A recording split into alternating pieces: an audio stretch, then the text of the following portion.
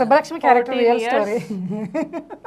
14 years కంటే మరి అమాయకురాలే కదా అప్పట్లో అండి, ఇప్పుడు 14 years కంటే అన్ని నిజంగా సుబ్బలక్ష్మి క్యారెక్టర్ మీదేనా? అదే ఓకే.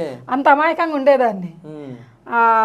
14 ఏళ్ళకి పెళ్ళి అంటే ఈ రోజుల్లో వాళ్ళకి 14 ఏళ్ళు అంటే అన్ని తెలుస్తున్నాయి, ఎందుకంటే ఈ ఫోన్ల వల్ల అంత చూస్తున్నారు. ఇప్పుడు 9 సంవత్సరాలకే తెలిసిపోతున్నాయి. మరి ఆ రోజుల్లో కనీసం టీవీలు కూడా లేవు ప్రతి ఇంట్లో. ఆ రోజుల్లో మరి ఇంకా ఏమీ తెలియదు కదా. మా అమ్మ నాన్న చెప్పారు పెళ్ళి అని, పెళ్ళి ఓకే. తర్వాత ఇంట్లో అక్కడ అందరూ ఉంటారుగా, ఎవరు అని అడిగితే మామయ్య అని చెప్పారు.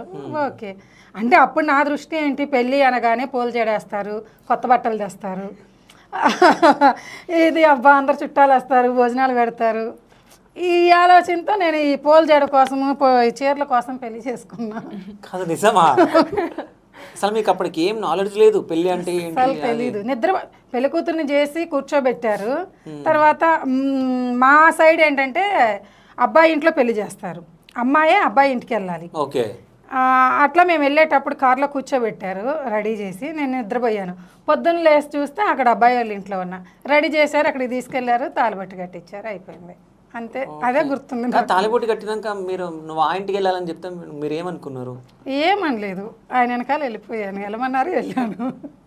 కాదు, ఎప్పుడు అనిపించింది మరి ఇది మా అత్తగారి ఇల్లు, అది మా అమ్మగారి ఇల్లు అని ఎప్పుడు అనిపించింది? పెళ్ళి అప్పుడు అదే ఇంకా పెళ్ళి అంతా ఫ్రెండ్స్ వాళ్ళు చేసుకుంటుంటారు, పెళ్ళి అయితే మనం వేరే వాళ్ళ ఇంటికి వెళ్ళిపోవాలి అని చెప్పేసి అందులో నాన్న వచ్చాడు.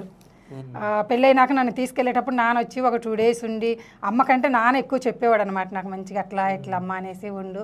తాతయ్య ఉన్నారు, మా హస్బెండ్ వాళ్ళ డాడీ, ఆయన నాకు మంచిగా కూర్చొని ఇలా ఉండాలి ఇలా ఉండాలని చెప్పటము, నాకు సపోర్ట్గా ఆయన ఉండేవాడు అప్పుడు. అంటే బయట ఏదో ఇంటికి వెళ్ళానన్న ఫీల్ రానేలేదు. సొంత మేనమామే కాబట్టి అంత అనిపించదు. అంటే మేనమామైనా చూడలేదు కదా నేను, తెలియదు కదా. చూడలేదు. మేనమామ అంటే ఏదో చిన్నప్పటి నుంచి పక్కన తెలిసిన వాళ్ళు అయితే వేరు, అసలు ఆ మనిషి ఎవరో కూడా నాకు తెలియదు.